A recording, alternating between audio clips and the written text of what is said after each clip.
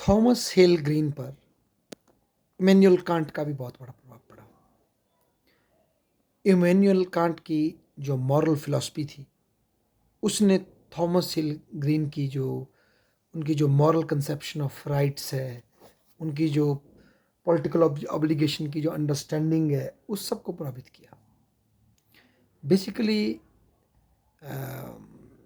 Thomas hill green can't का जो दो तरह का जो वर्गीकरण था नॉलेज का, एक जो हम एम्पिरिकली या अपने सेंसेस से ज्ञान को प्राप्त करते हैं, और एक जो वस्तुएं अपने आप में होती है, थिंग्स इन देम सेल्फ, जिसको न्यूमिनियल वर्ल्ड कांट कहते हैं, जिसको हम अंडरस्टैंड नहीं कर सकते पर जैसी वस्तुएं हैं।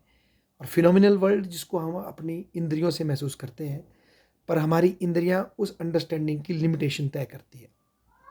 तो बस बेसिकली कांट ने ज्ञान की सब्जेक्टिविटी पर फोकस किया, उसकी लिमिटेशन पे फोकस किया, जबकि इम्प्रेसिस्ट इसके विरुद्ध डेविड ह्यूम लॉक ये मानते थे कि हम अपनी सेंसेस से सिंपल नॉलेज कंप्लीटली ले सकते हैं।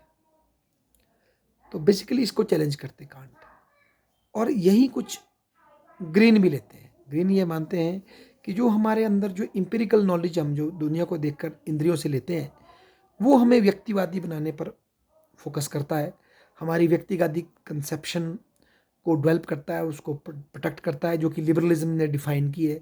और उसी की बेसिस पे पूरा लिबरलिज्म का पॉलिटिकल एडिफिस बना हुआ, पूरी बिल्डिंग बनी हुई थी, जिसमें राज्य का काम केवल नाइट वॉचमैन का था और लोगों को अपने सेल्फ इंटरेस्ट को पूरा करने में हेल्प करना था बस। पर यदि हम डीपली देखें, कांट कहते हैं, ग्रीन कहते हैं, तो हमारी जो इंडिविजुअल जो परसेप्शन है वो असल में समाज से ही बनती है, समाज ही हमें डिफाइन करता है। और इसीलिए वो नैतिकता की फिलॉसफी के लिए कांट के कैटेगोरिकल इंपेरेटिव टाइप का बेसिस चाहते हैं।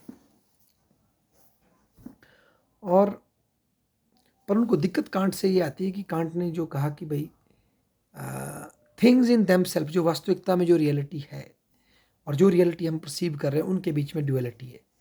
अब इस द्विचिता से पॉलिटिकल स्फेयर में कोई एक्शन ले पाना मुश्किल होता है, और वो चाहते थे कि जो स्थिति उसमें बन रही थी, जो समाज में इकोनॉमिक डाइवर्जन था, कन्फ्लिक्ट्स था, उसके लिए वो चाहते थे कि स्पष्ट रूप से स्टेट को एक डिसाइसिव इंस्टीट्यूशन के रूप में सोशल वेलफेयर के लिए लाया जाए।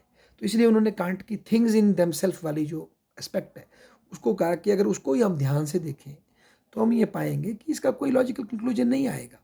इसीलिए हमें इसकी जगह अपनी जो हमारे माइंड में जो एक मेंटल जो नैतिक एथिकल बिहेवियर हमारे अंदर है, उसको लेकर के हमें जो है इंपिरिकल नॉलेज को लेना है, और उस इंपिरिकल नॉलेज को अपने एथिकलिटी के हिसाब से शेप देनी है।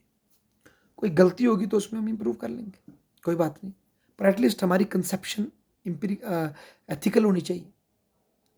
बेसिकली कांट ये चाहता है कि हम ऐसी मतलब राज्य एक इस तरह से चले जो कि समस्त मानवी का भला करने की सोच लेके चले, और उस सोच को लेकर के राज्य पॉलिसीज बनाए, प्रयास करे। उसमें वीकनेस होगी तो राज्य उसमें सब्सिक्वेंटली सुधार भी कर सकता है, परंतु संशयवाद के नाम पर आप कोई कदम ही ना उठाए तो ये बहुत बड़ी गलत बात है। इसके थॉमस हिल ग्रीन इसके खिलाफ थे, क्योंकि बेसिकली पॉलिटिकल एक्शन कहीं ना कहीं आप में एक सर्टेनिटी चाहता है, ताकि आप कमिट कर सकें सोशल रिफॉर्म के लिए, या जैसे ग्रीन ने खुद किया यूनिवर्सिटी एजुकेशन के सुधार के लिए, प्राइमरी एजुकेशन के सुधार के लिए, या किसानों के लैंड ओनरशिप के लिए। तो उसके लिए कहीं ना कहीं एक पॉलिसी लेवल पर, एक साइकोलॉजिकल लेवल पर कमिटमेंट की ज़रूरत होती है। तो उसको फोकस थॉमस हिल ग्रीन करता है।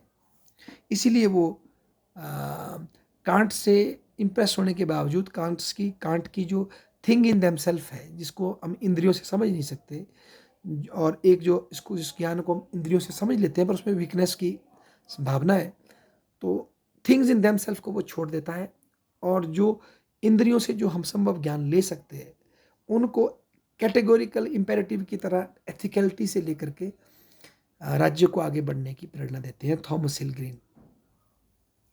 बेसिकली थॉमस हिल ग्रीन, मिल ने जो प्लेजर्स में डिवीज़न करके दिया, यूटिलिटेरियन फिलॉसफी में।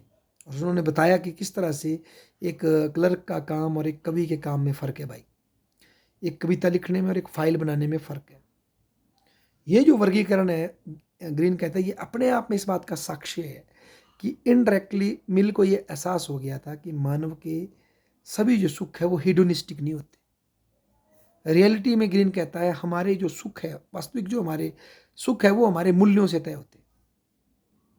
हो सकता है फिजिकल लेवल पे हमें उससे सुख ना मिले, पर हमारे लिए उन वस्तुओं का जीवन मूल्य अगर अधिक अधिक है तो उससे हमें ज़्यादा खुशी खुशी मिलेगी, ऐसा ग्रीन कहते हैं। फॉर एग्जाम्पल, कोई गरीब पेरेंट्स अपने बच्चे को पढ़ाते हैं, खुद तंगी में रहते हैं, उनका बच्चा कामयाब होकर के जीवन में आगे बढ़ता है, उन्हें भौतिक रूप से कोई सुविधा ना मिले, कोई उनको समृद्धि ना मिले, परंतु साइकोलॉजिकली मेंटली वो बहुत ज़्यादा खुश होंगे, क्योंकि उनकी वैल्यू थी कि एज ए माता पिता हमारे बच्चे हमसे ज़्यादा कामयाब होने चाहिए। तो ये जो सुख है, ये जो सुख की अनुभूति है, ये आपके मूल्यों पर निर्भर करती है, ना कि आपकी इंद्रिय सुख पर निर्भर करती है। ऐसा थॉमस हिलग्रीन कहते हैं कि मानव के लिए मूल्यवान वस्तु उसकी इंद्रिय सुख के बजाय उसकी मूल्यों से होती है कि कितना खुश मानव होगा वो तय करेगा कि किस चीज़ को कितना मूल्य देता है। तो फिर उस चीज़ को जितना महत्व देगा, उस चीज़ में अगर उसको कुछ कामयाबी मिलेगी, चाहे उससे भौतिक स्तर पे उसे कोई लाभ ना मिले, इंद्रिय स्तर पे कोई लाभ ना मिले, उसको ज़्यादा प्रसन्नता होगी। ये बताने की कोशिश थॉमस हिलग्रीन करते हैं। और नो डाउट उनका इरादा बड़ा नैतिक है, और इससे फिर वेलफेयर स्टेट की फाउंडेशन तैयार होती है। उनके वर्क पे आगे बर्नार्ड बोसेंक्विट और इस तरह के और लोग भी इंग्लैंड में काम करते हैं, और लिबरल पार्टी रीडिफाइन होती है, क्योंकि खुद वो लिबरल पार्टी के सदस्य थे। और एक तरह से ब्रिटिश इम्पेरिसिज्म के हार्ट में एक तरह की न्यू हिगेलियन कांटियन मॉरलिटी अपना पर्दापरण करती है, जो कि वेलफेयर स्टेट के लिए फिर फाउंडेशन तैयार करती है।